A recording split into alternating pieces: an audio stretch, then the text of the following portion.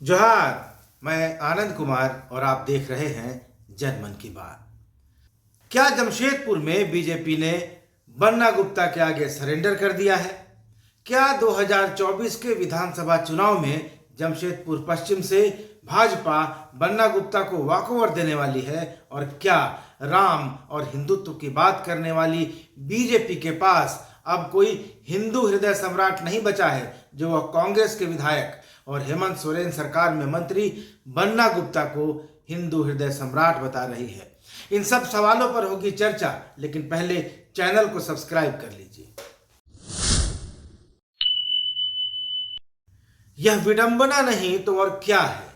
क्या यह अपने आप में एक बड़ा विरोधाभास नहीं है कि जहां एक तरफ हजारीबाग में रामनवमी के विशाल जुलूस को निकालने की अनुमति नहीं देने और जुलूस में डीजे नहीं बजाने देने को लेकर भाजपा के एक विधायक मनीष जायसवाल हेमंत सोरेन सरकार के खिलाफ सदन के अंदर कुर्ता उतारकर विरोध जता रहे हैं, और दूसरी तरफ उन्हीं की पार्टी के नेता जमशेदपुर में उसी हेमंत सोरेन सरकार के एक कांग्रेसी मंत्री को हिंदू हृदय सम्राट बता रहे हैं। उसी कांग्रेस के मंत्री को जिस कांग्रेस के सांसद राहुल गांधी से माफी मंगवाने के लिए भाजपा सांसद कई दिनों से संसद नहीं चलने दे रहे हैं। कैसा मजाक है यह। मैं दो वीडियो आपको दिखाता हूं। पहला वीडियो हजारीबाग के विधायक मनीष जायसवाल का है। मनीष सदन में स्पीकर के आसन के सामने कुर्ता उतारकर विरोध जता रहे हैं और कह रहे हैं कि ऐसा लगता है कि झारखंड में हिंदू होना गुनाह हो गया है। मनीष जायसवाल कह रहे हैं कि अगर मंत्री उठकर कह दे कि हम लोग तालिबान में रह रहे हैं तो सरकार जैसे रखना चाहेगी हम वैसे रहने को तैयार हैं। मनीष यह भी कहते हैं कि सुप्रीम कोर्ट का आदेश है कि डीजे बज सकता है रामनवमी के जुलूस में, तो प्रशासन जानबूझकर क्यों रोक लगा रहा है? जब सरकार की ओर से कोई जवाब नहीं आया तो उन्होंने स्पीकर के आसन के सामने कुर्ता खोल दिया विरोध जताने के लिए, जो आप वीडियो में देख पा रहे हैं। अब देखिए दूसरा वीडियो। यह जमशेदपुर में हिंदू नववर्ष यात्रा का दृश्य है। हिंदू नववर्ष सनातनियों का नववर्ष है और इसमें कोई भी हिंदू शामिल हो सकता है। इसमें आपत्ति करने जैसी कोई बात नहीं है। लेकिन जब इस यात्रा का संयोजक विश्व हिंदू परिषद का एक पूर्व नेता हो और इस यात्रा के अध्यक्ष भाजपा के पूर्व महानगर अध्यक्ष और पूर्व मुख्यमंत्री रघुवर दास के बेहद नजदीकी नेता और जमशेदपुर से भाजपा के टिकट की उम्मीद रखने वाले व्यक्ति हों और इस यात्रा में जमशेदपुर भाजपा महानगर के अध्यक्ष भी शामिल हों, और यही नहीं, झारखंड भाजपा के संगठन महामंत्री कर्मवीर सिंह को रांची से इस यात्रा में शामिल होने के लिए बुलाया जाए और हिंदुत्ववादी राजनीति के ध्वजधारक भगवा दल के नेताओं के सामने उसी हेमंत सोरेन सरकार के, जिस हेमंत सोरेन सरकार का भाजपा सदन के अंदर और सड़क पर विरोध करती है, उस सरकार के एक मंत्री को हिंदू हृदय सम्राट की उपाधि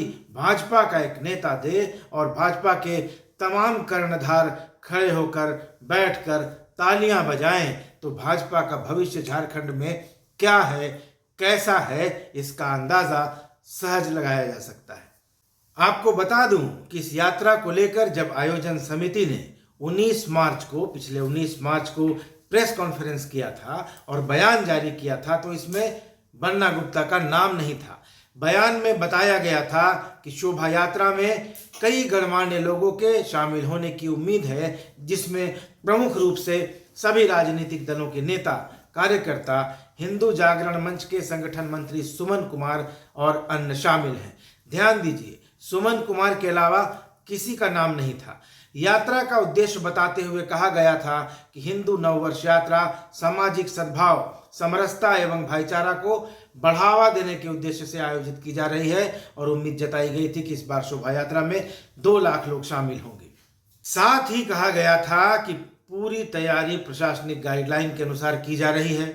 प्रशासन की ओर से निर्धारित रूट से शोभा यात्रा निकाली जाएगी। इस दौरान गाजे बाजे के साथ हिंदूवादी लोग सुभाष मैदान यानी आम बगान मैदान पहुंचेंगे।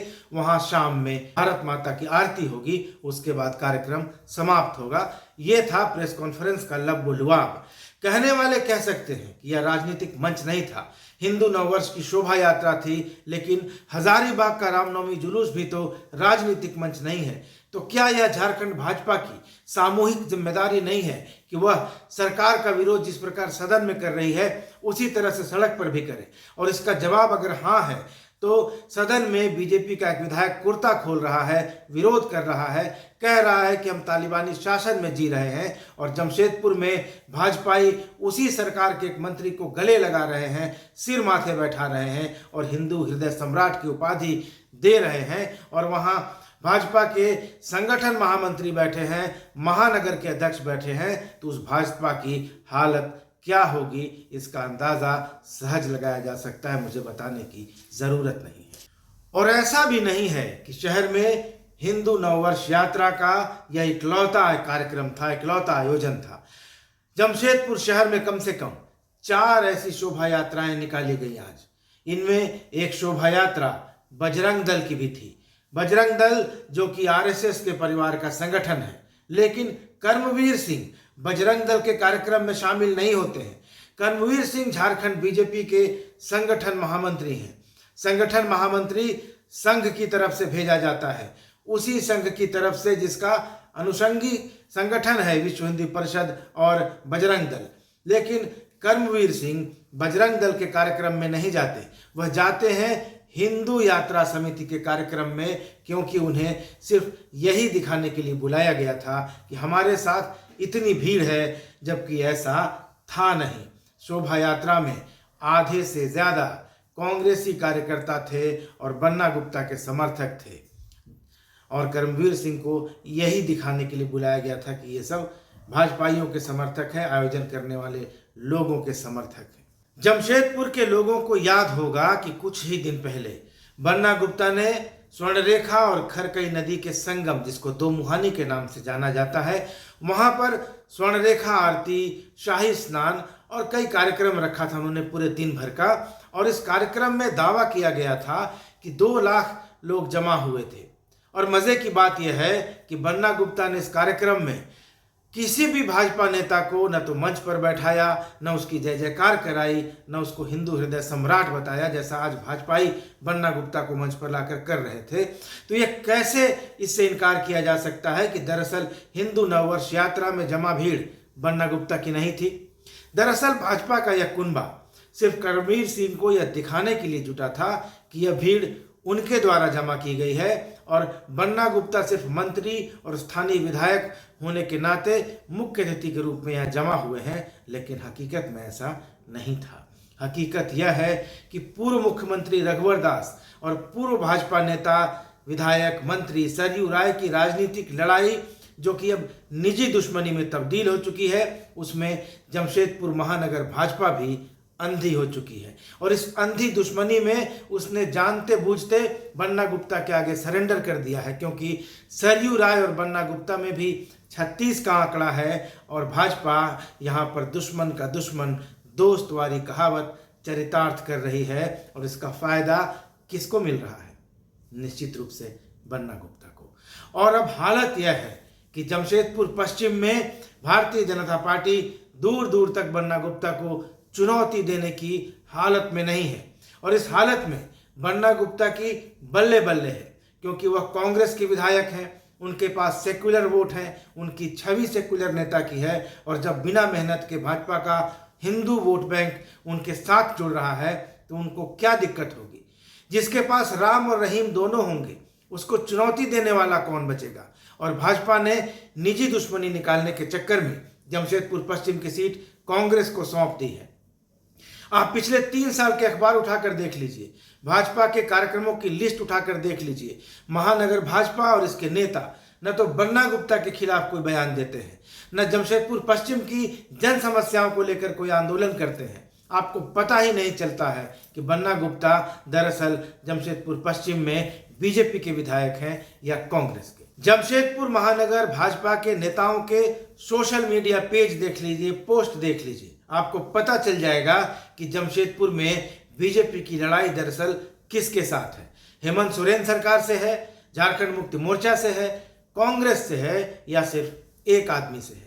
और यह स्थिति तब है जब जमशेदपुर के भाजपाइयों को लगता है कि उनकी पार्टी दोबारा सत्ता में आ जाएगी और रघुवर दास दोबारा राज्य के मुख्यमंत्री बन जाएंगे। अगर पूर्व मुख्यमंत्री के अपने क्षेत्र में भाजपा का पूरा संगठन सिर्फ एक निर्दलीय विधायक के पीछे अपनी ऊर्जा खर्च करेगा, खत्म करेगा, तो कोल्हान की 14 सीटों पर अगर इस बार भी बीजेपी का खाता न खुले तो किसी को अचरज नहीं होना चाहिए। लेकिन सवाल फिर वहीं खड़ा है कि आखिर जब जमशेदपुर में बजरंग दल का कार्यक्रम था, जो कि संघ की इकाई है, तो भाजपा के संगठन मंत्री जो संघ की तरफ से भेजे जाते हैं, संघ के पूर्णकालिक स्वयंसेवक हैं, आखिर ऐसे कार्यक्रम में क्यों गए जहां उनकी पार्टी का मुकाबला जिस गठबंधन सरकार से है उसी का मंत्री मुख्य जजमान था, वह भी उस हालत में जब उनकी ही पार्टी रामनवमी के जुलूस में, हजारीबाग में रामनवमी का जुलूस नहीं निकलने देने के लिए उसी सरकार की आलोचना कर रही है। तो यह विरोधाभास नहीं है तो और क्या है।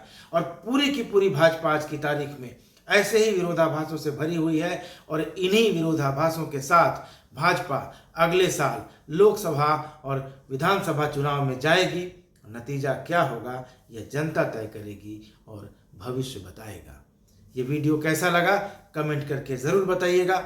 बने रहिए मेरे यानी आनंद कुमार के साथ जनमन की बात में। मिलेंगे अगले वीडियो के साथ, तब तक दीजिए इजाज़त। धन्यवाद, नमस्कार।